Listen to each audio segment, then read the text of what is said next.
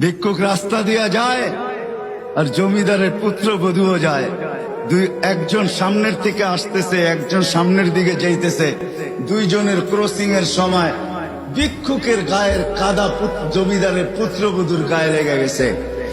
সে দুনিয়া আন্ধার করে ফেলছে, স্বামীকে টাইকা নিয়ে আসছে, বলছে ভিক্ষুক আমার কাপড় নষ্ট করে দিছে। সে শুধু ভিক্ষুক ছিল না, বৃদ্ধ ছিল। বৃদ্ধ ছিল না শুধু, জীর্ণ ছিল, শীর্ণ ছিল। শরীরে কাপড় ছিল না, ফাটা চিরা কাপড় ছিল। পায়ে জুতা ছিল না, পেটে ভাত ছিল না। জমিদারের পুত্র সইতে পারে নাই, যৌবনী শক্তি সয় তো সয় কি কইরা।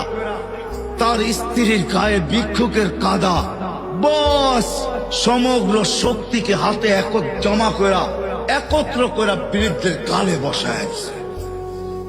বৃদ্ধ কিচ্ছু বলে নাই, শুধু উপরের দিকে তাকায় দুই তিনটা শব্দ উচ্চারণ করছেন। শব্দগুলা হলো ইয়া মাল্লাহ তারা হলো ওয়ুন, ও আল্লাহ চোখে দেখা যায় না। ও তারা কুল্লা শাই, তুই সব দেখিস। ফারা তারা মা বি, তুই কি দেখিস না আমার সাথে কি ঘটতেছে, এটা কি দেখিস না? বলতে দেরি যুবক, মরতে দেরি হয় নাই। জমিদার চলে আসছে, প্রতিশোধ নিবে। বৃদ্ধের একদিকে মুস্কি হাসি, একদিকে বলতেছে প্রেমের খেলা এমনই হয়। জিজ্ঞাসা করছে কিসের প্রেমের খেলা রে? বলছে ওর প্রেমিকার গায়ে আমার কাদা লাগছে, পায়ের কাদা লাগছে, ও সইতে পারে নাই। যৌবনী শক্তি দিয়ে আমার বৃদ্ধ গালে বসায় দিছে। আমাকেও একজন ভালোবাসে, সেও সইতে পারে না, সেও সইতে পারে না। ও তো থাপ্পড় দিয়া ক্ষান্ত, সে জান নিয়ে নিছে, জান।